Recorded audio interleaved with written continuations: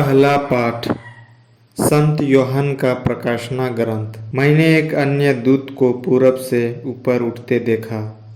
जीवंत ईश्वर की मुहर उसके पास थी और उसने उन 4 दूतों से, जिन्हें पृथ्वी और समुद्र को उजाड़ने का अधिकार मिला था, पुकार कर कहा, जब तक हम अपने ईश्वर के दासों के मस्तक पर मुहर न लगाएं, तब तक तुम न तो पृथ्वी को उजाड़ो, न समुद्र को और न वृक्षों को।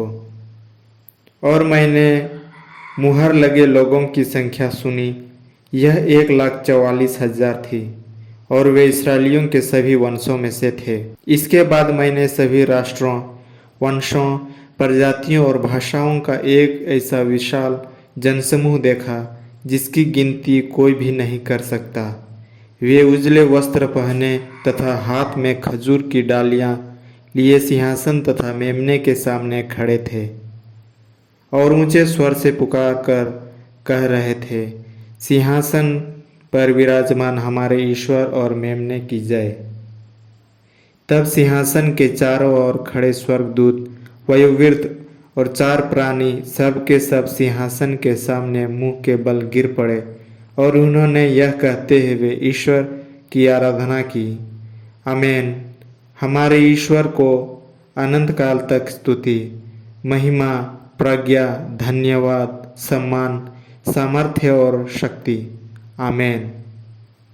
वयोवृद्धों में से एक ने मुझसे कहा, ये उजले वस्त्र पहने कौन हैं और कहाँ से आए हैं? मैंने उत्तर दिया, महोदय, आप ही जानते हैं। और उसने मुझसे कहा, ये वे लोग हैं जो महासंकट से निकल कर आए हैं। इन्होंने मेमने के रक्त से अपने वस्त्र धोकर उजले कर लिए हैं। यह प्रभु की वाणी है। भजन।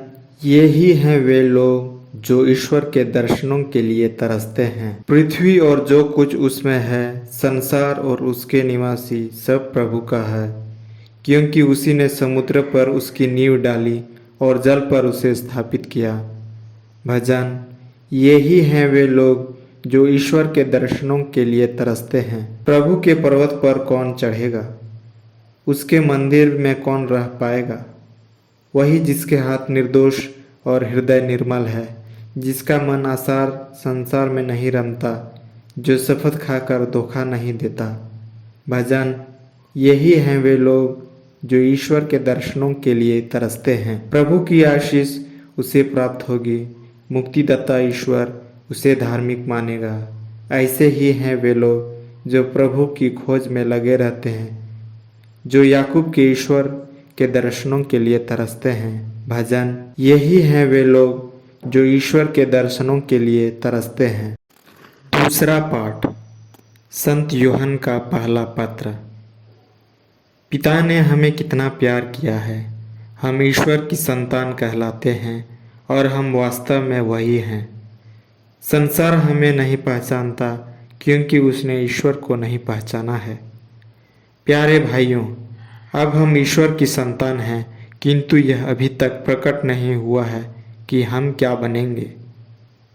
हम इतना ही जानते हैं कि जब ईश्वर का पुत्र प्रकट होगा तो हम उसके सदृश बन जाएंगे, क्योंकि हम उसे वैसा ही देखेंगे जैसा कि वह वास्तव में है। जो उससे ऐसी आशा करता है उसे वैसा ही शुद्ध बनना चाहिए जैसा कि वह शुद्ध है। प्रभु की वाणी।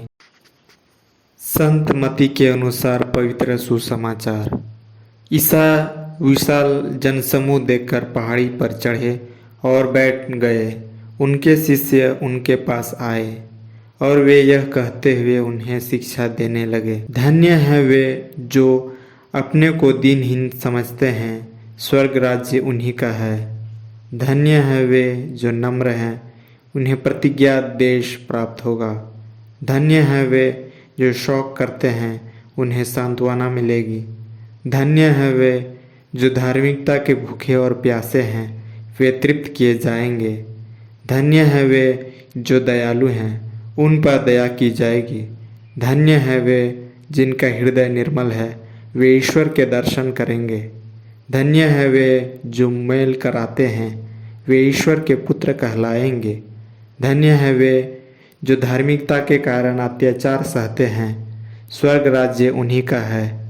धन्य हो तुम जब लोग मेरे कारण तुम्हारा अपमान करते हैं, तुम पर अत्याचार करते हैं और तरह तरह के झूठे दोष लगाते हैं।